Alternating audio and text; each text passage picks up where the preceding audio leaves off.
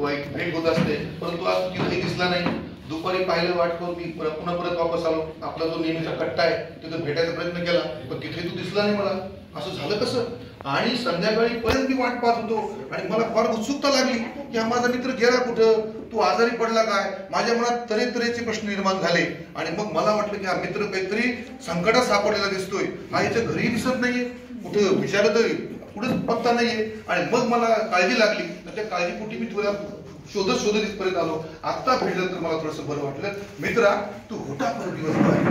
मित्रा, तू एवढी काळजी केली त्याच्याबद्दल धन्यवाद. असा जीवलग मित्र हवाय.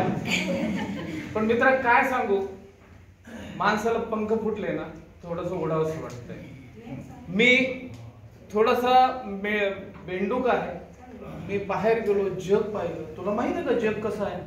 हा, मला तीच उत्सुकता आहे की नेमकं तू दिवसभर होता कुठं. रोज आपण पाण्यामध्ये इकडं तिकडं फिरायचो, इकडच्या गप्पा मारायचो, पण आज नेमका दिवसभर तू होता कुठं तेच मला जाणून घ्यायचं की नेमका तू गेला कुठं होता. अरे मी जमिनीवर गेलो बघ.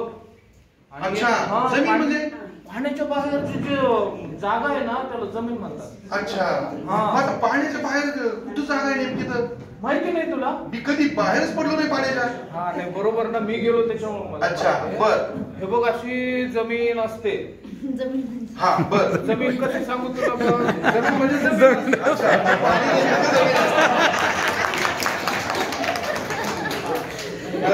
मी पहिल्यांदा जमीन बघितली, त्याची काय मला बी नाही माहिती. बरोबर. हा, जमीन असते, त्याच्यावर गेलो. हे बघितले 2-2 पायाचे माणसं चालले, गाड्या गिड्या घोड्या चालल्या. तू म्हणशील गाड्या काय घोड्या काय.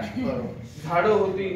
हा, झाड म्हणजे नेमकं काय काय झाड झाड काय असतंय? आता झाड बघ, एक झाड असते. मी समुद्रात आहे. आता समुद्रामध्ये आपल्याला हे छोटे छोटे वनस्पती दिसतात मला. मग याच्यात आणि त्या याच्यात काही अगदी बरोबर. आता झाड आपले हे बघ, आता आपण लहानपणी सोबतच होतो. लहानपणी